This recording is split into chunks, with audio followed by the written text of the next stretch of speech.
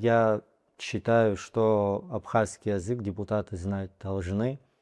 Я поддерживаю инициативу Бадры Зурабовича Гумба, который дал 5 лет еще возможность по инициативе, что не абхазы этнические, чтобы могли подготовиться чуть больше. Да, это было уже давно, еще прошлым созывом данный законопроект был введен, но тиражироваться он в СМИ везде стался недавно, и людям не абхазской национальности подготовиться хорошо к экзамену по абхазскому языку, наверное, чуть сложно будет.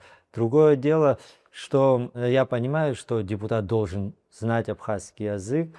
Мы, кстати, в Сухумском городском собрании единственный орган, который все решения переводит на абхазский язык и письма тоже отправляет на абхазском языке. Я считаю, что нужно это изучение абхазского делать модным среди молодежи в первую очередь, среди подрастающего поколения. Коротко скажу, что еще в 2014 году мы проект осуществляли по детскому телеканалу исключительно на абхазском языке, где были бы мультики, круглосуточно показывали бы. И считаю, что это очень эффективный инструмент, потому что именно когда маленький ребенок, у него еще чистое полотно, чистая картина разума.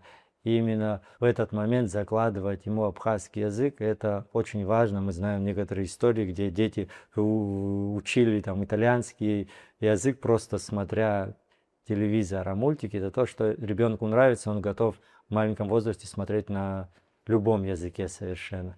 Также вот в собрании недавно был проект для школьников, уже он скоро, надеюсь, будет реализован, называется «Одна неделя, одно слово», как дополнение к абхазскому языку в школах, где совершенно нету рекламы никакой, баннер, и там одно слово на абхазском и его перевод. Понятно, что одно слово в неделю это немного, но ребенку никто не говорит его учить, что надо учить, он просто выходит на перемену, читает его, что-то запоминает, потом забывает, через какое-то время приходит на следующую перемену, опять видит это слово. Он уже понемножку начинается процесс краткосрочный, долгосрочный.